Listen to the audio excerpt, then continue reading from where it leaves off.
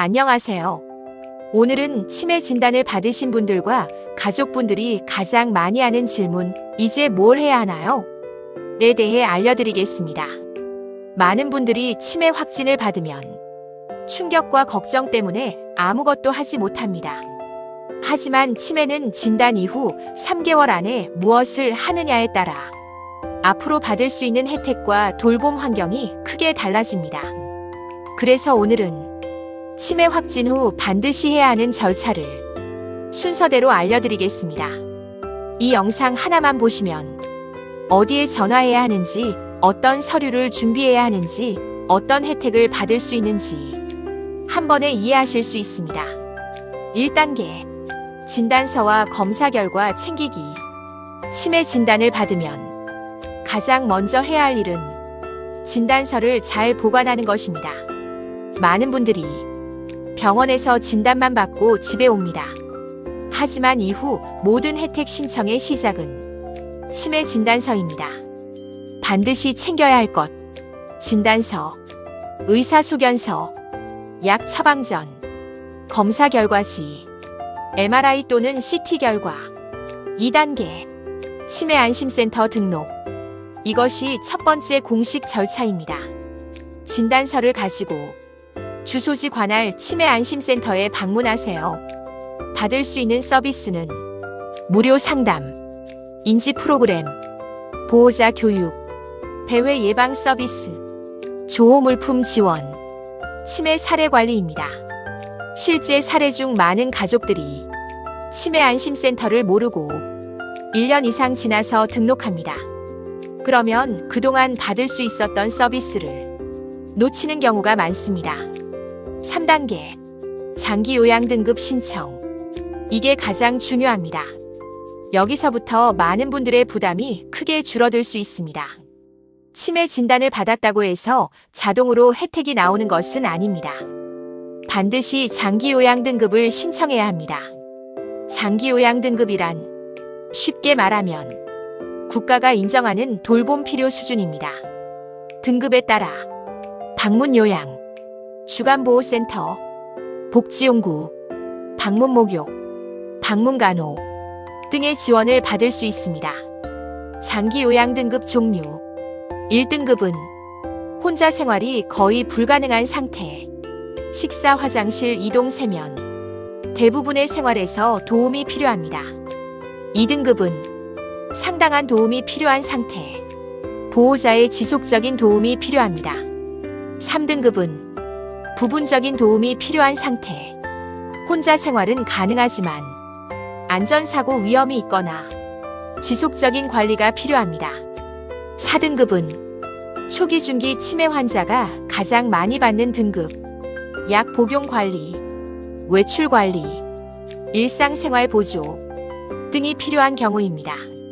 5등급은 치매 특별 등급, 신체는 비교적 건강하지만 인지기능 저하가 있는 경우입니다. 실제로 치매 초기 환자들이 많이 받습니다. 등급별 혜택은 많은 분들이 몇 등급 받아야 혜택이 많나요? 라고 묻습니다. 하지만 중요한 것은 등급보다 현재 필요한 서비스를 받는 것입니다. 인지지원 등급은 가장 초기 단계, 독립생활은 가능하지만 인지훈련과 관리가 필요한 경우입니다. 방문 요양은 요양보호사가 집으로 방문하여 식사 도움과 청소, 말벗, 산책, 보조, 약 복용 확인 등을 지원합니다. 보통으로는 주 3에서 5회, 하루 3시간에서 4시간 방문하는 경우가 많습니다.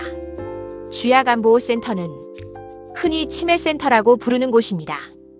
아침에 모셔다 드리고 저녁에 집까지 데려다 줍니다. 센터에서 하는 일은 인지 프로그램, 미술 활동, 노래 교실, 체조, 식사 제공, 건강 관리를 해주고 있고, 보호자는 그 시간 동안 직장 생활이나 개인 생활을 할 수 있습니다. 방문 목욕은 거동이 불편한 경우 전문 차량이 집으로 방문합니다. 목욕 서비스를 제공합니다. 방문 간호는 간호사가 방문하여 혈압, 혈당, 상처 관리, 건강 상태 확인을 합니다. 복지용구 지원은 생각보다 혜택이 큽니다. 지원 품목 예시로는 안전 손잡이, 보행기, 미끄럼 방지 매트, 목욕 의자, 성인용 침대, 휠체어 일부 품목 등 본인 부담금을 제외하고 지원받을 수 있습니다. 실제 사례 중에 예를 들어 80세 어머니가 치매 진단을 받고 5등급 판정을 받았습니다.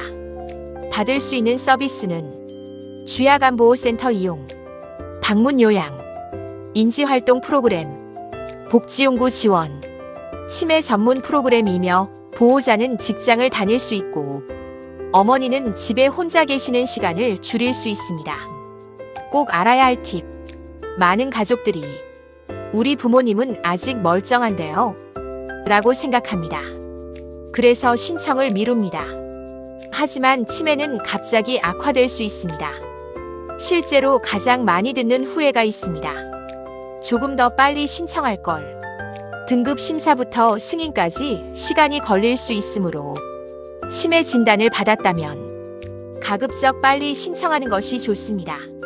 신청 절차는 신청하고 나서 공단 직원 방문 조사 후 의사소견서 제출. 마지막으로 등급 판정을 받고 나면 서비스 이용이 가능합니다. 신청 문의는 마지막에 종합으로 준비되어 있습니다. 4단계 실종 예방 등록. 치매 환자 실종은 생각보다 많습니다. 그래서 확진 즉시 해야 하는 것이 있습니다. 지문 사전 등록 무료. 배회 감지기 GPS 위치 확인은 일부 지역에서만 무료 지원됩니다. 실제 사례는 치매 초기에는 괜찮다가 갑자기 집을 나가 길을 잃는 경우가 있습니다. 그래서 증상이 심해진 뒤가 아니라 당장 해야 합니다.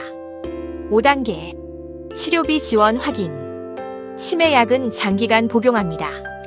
그래서 치료비 지원 여부를 확인해야 합니다. 문의는 치매 안심센터에 알아봐야 합니다. 6단계 가족회의 하기. 의외로 매우 중요합니다. 누가 병원 모실 것인가? 누가 약을 관리할 것인가? 누가 응급 상황을 맡을 것인가? 누가 경제 관리를 할 것인가? 이걸 미리 정해야 가족 갈등이 줄어듭니다. 실제로 가장 많이 싸우는 이유는 돈 때문이 아닙니다. 책임을 서로 미루기 때문입니다. 예를 들어 자녀가 7명이 있는데 부모님 근처에 사는 사람이 있는 반면에 멀리 떨어져 있는 자녀도 있습니다. 아무래도 멀리 떨어져 있는 자녀보다는 근처에 사는 자녀가 더욱더 신경을 쓰게 됩니다.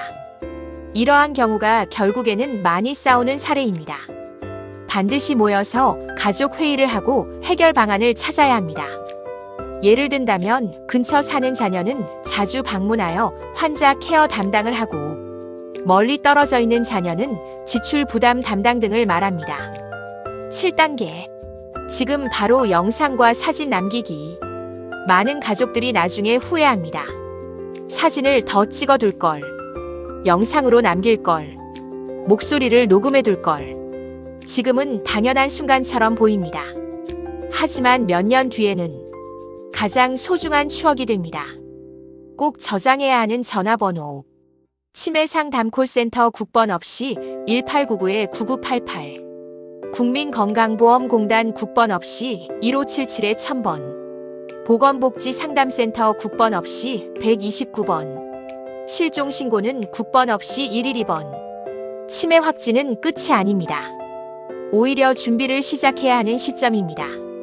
오늘 알려드린 순서대로만 진행하셔도 훨씬 안정적으로 돌봄을 준비할 수 있습니다. 혹시 주변에 치매 환자 가족이 있다면 이 영상을 꼭 공유해주세요. 누군가에게는 정말 큰 도움이 될 수 있습니다. 감사합니다.